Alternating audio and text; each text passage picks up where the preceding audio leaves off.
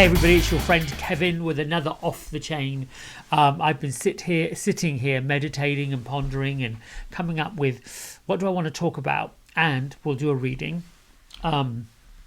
Sitting here quietly with my the new addition to our family, who has quickly become quite something. She is the centre of everybody's attention, and it was delightful yesterday to see my her older siblings, they're not really old, they're still relatively puppies, interacting and playing and enjoying the sunshine. And I was just reminded that they don't care. Animals really don't care. They care what kind of mood I'm in, because I've noticed that they are very sensitive to me. If I'm sort of having this emotional feeling, they gather around and they do get quite empathetic. And that's what then led me to, I want to talk about empathy. No coincidence that I should be reading a book by what's England called the super vet, Noel Fitzpatrick. He is got a TV show where, cameras go around his veterinary clinic. He's considered somewhat of an advanced veterinary surgeon, and his first book really was about how he became the super vet. This book tracks something traumatic that happens to him and how his connection and his relationship with animals actually helped save him from, or helped him understand some of his emotional quirks going through whatever it was he went through. And you'll need to buy the book, read the book, get the book. I won't tell any more. But there are several chapters which I found incredibly philosophical, very deep, and it spoke to me. Again, no coincidence that we find this information and we find our lessons along the way when we're meant to find them. We learn things as we're meant to learn them.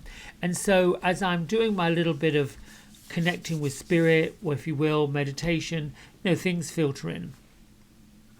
And I hear a voice in my head that says, world peace is coming.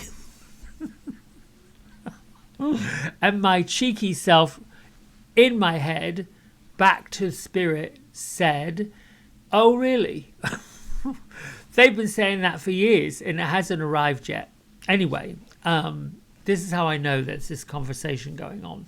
It could be the bigger part of me that's seeing forward, but I was then riveted to say, okay, world peace is coming. How did we get there? How did we arrive at this? How did we come to this part of our human experience, physical experience, when it hasn't happened to this point? In the early 1900s, we had the Great War.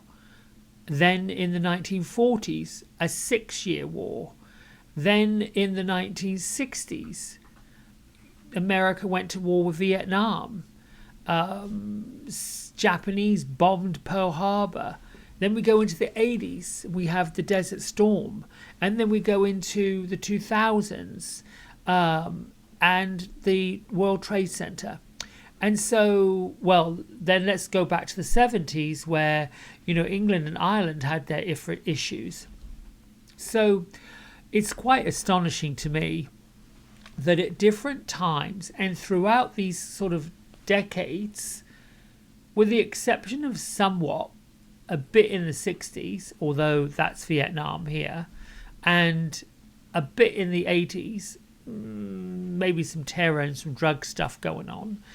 Maybe the 90s, we didn't have a whole lot. Yeah, we did. We had Desert Storm. That was the end of it. But we've had these world clashes. We've had these world issues where, one group of people want to control another group of people, and they show up with their tanks and their bombs and their nonsense to control other people. How then do any of us get to world peace is coming?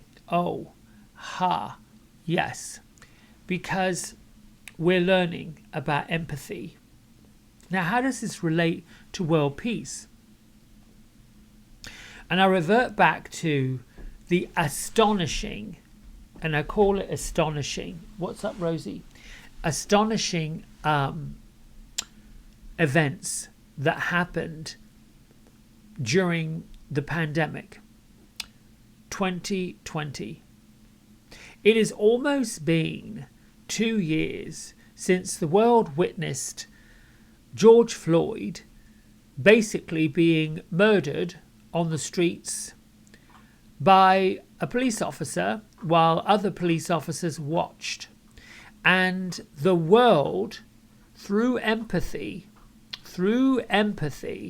went ballistic, because there was something that woke up in all of us that said, oh, no.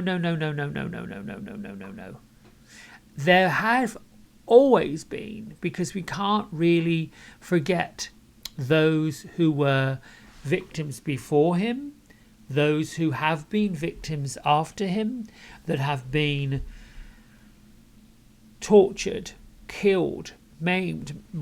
Someone who comes to my mind is Matthew Shepard and others. I'm not just singling out these people as the only people. There have been lots of people.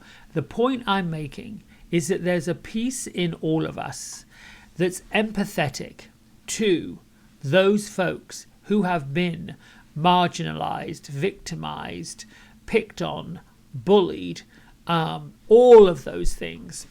And I found it interesting because I really do my best not to get into political conversations, because everybody's got an opinion. And the challenge is, the opinion is sometimes not what I share, not what I believe. And so it's difficult, because through empathy, through love, and I'm going to use my animals as an example. My animals have taught me that no matter what, it's all going to be okay. It's all right to be messy. It's all right to smell. They don't care what colour my skin is. They don't care if I wander around naked. They are just quite happy to love me no matter what's going on. They're not worried about whether my shoes match or whether the clothes I've got on are right. I'm using the relationship I have with these animals to say, why is it that we can't have this same relationship on a human level? How is it that we have these precognitive ideas about how something should be? There's another chapter he wrote about genuineness, and he sort of takes a bit of a rip on social media, which I have felt for a while has been incredibly slanted and very unkind. And even though it seems I am using social media here to get this word out, to spread this word to everyone, because there isn't really a kinder alternative. And I do believe folks who create such platforms and allow this kind of unkindness to go on, there's some accountability there. Anyway, I'm digressing. I'm getting into some dirty, muddy water. I don't want to do that.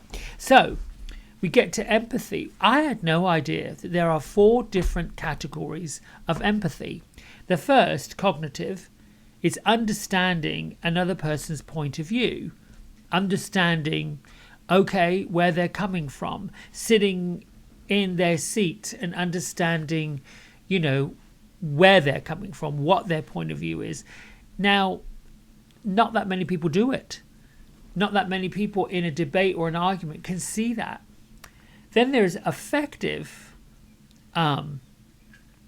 empathy, which is the ability to understand a point of view, put yourself in their shoes, and then to get to seeing how they might be feeling. That makes it effective, because the way they behave, the way they are, the way they come from, what they do is affected by the way they're feeling. They got angry, they got upset, they cried, what have you. That's effective empathy. Okay, I understand it. Then we move on to another level, which is really where it starts to get into, world peace is coming. understanding another person's feeling and feeling very similar. So you start seeing someone being victimized, hurt, upset, and you are empathizing because there's something in you that got stirred up, something in you that got going, something in you that felt sad or felt happy or felt hurt or felt emotional. There are few people that can feel that for animals, dogs and cats. I'm one that's for dogs, somewhat for cats, but I think because I've owned dogs, I've loved dogs, I get it. To go to a movie about dogs and know that there's going to be something that happens to this dog, or they go missing or they get hurt, oh Lord, no. It's hard for me to, because I feel it.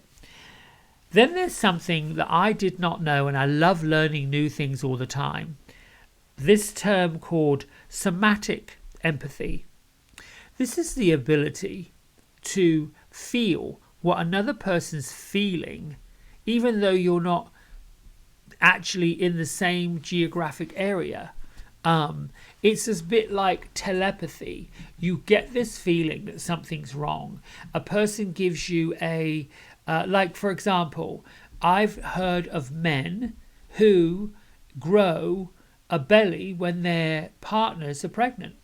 It's quite astonishing.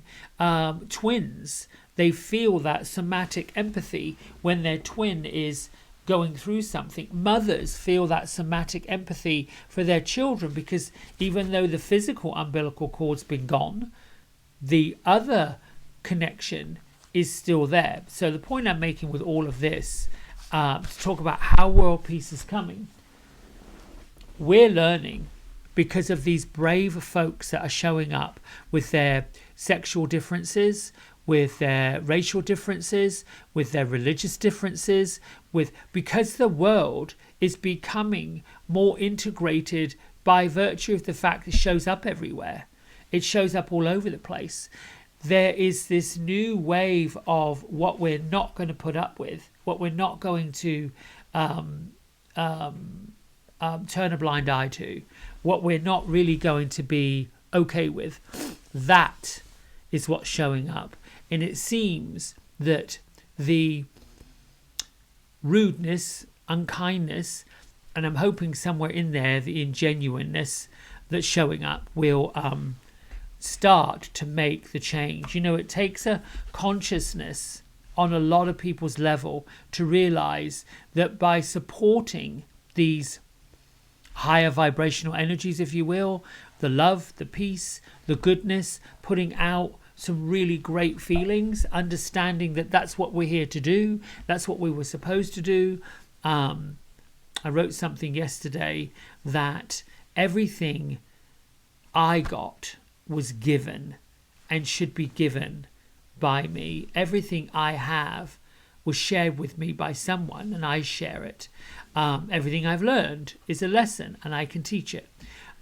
Everything that's borrowed is borrowed. This is really the way of the physical form in life. We are here to borrow what we borrow, use what we use, and put back what we don't need, share what we don't need, share what might benefit other people, all of that, moving into that more of a community way of being with each other. Folks who are in customer service, you know, if for the most part it's a job, but they're not slaves. You know, these folks that check you out at the stores, the baristas at the coffee shops, the tellers at the gas station, all of those folks, they're not personal servants. They're not click your fingers and come over here, I need help. No, they're individuals, they're people, they're doing a job. Look them in the eye. Thank them for what they're doing. That is how we let that grow. And it's very interesting when I watch groups of people doing this, not being nervous by it, doing this. Like, you know, the dogs, they come up to you with their wagging their tail. They don't. They want you to pet them. They want you to say, hey, listen, I'm here. Pet me, love me, give me food, whatever. And they're happy to see you genuinely. Here's what I also know about that relationship, the empathetic relationship with animals. The minute a person shows cruelty to an animal, that animal will not trust that human again. There is something interesting about how animals, dogs, know who they trust and who they are okay with and who they're not okay with. That's been my experience for years with all the dogs I've ever owned and had in my house. Those that come to my home, I can tell when they come in the door whether my dogs are up for them or not. Most of the time, the majority of the time, there's never ever been an issue. They wag their tail, they're a little bit nervous, and then they're good. But if there's someone that is around with ill intent, they are not up for that. You can just tell there's something they sense, something in that person that they know is not quite right. We're the same to a degree, but we have to let some of the other stuff get out of the way, our personal prejudices. Anyway, my friends, that's it for that. World peace is on the way and my understanding of empathy. Let's get to the cards of the day. Let's see if I'm going to keep going with Angels and Ancestors, the Kyle Gray deck. Where did she go now? Oh, okay. I got to watch her. She's a good girl, but boy, she takes a nap for an hour or two and it's quiet, peaceful, and then woo, she's up, running around, she's full on. Okay. Father in the sky, great mother in the earth, thank you for revealing to us what we need to know, and thank you for bringing us a message today. I feel like there's just one card coming, and here we go. What is that one card right there? Hold the space. Ooh, the Druid. So the Druid is represented here by a wise man. Now Druids were the first kind of sort of wise people, if you will. And I love this deck because it's all very earthy and very Celtic, if you will. I guess because Kyle Gray is a Celt himself. But let's see.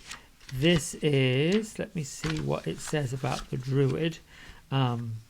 This kind of sort of is a deck that loosely works closely with tarot, but it doesn't have the suits. Well, it has 4 sections. There's guardians, there's symbols, and there's animals, and then of course there are these what I would consider to be sacred ones. The message from the Druid says, hold things together, don't make sudden moves or changes, and stand strong, knowing that you are exactly where you're supposed to be.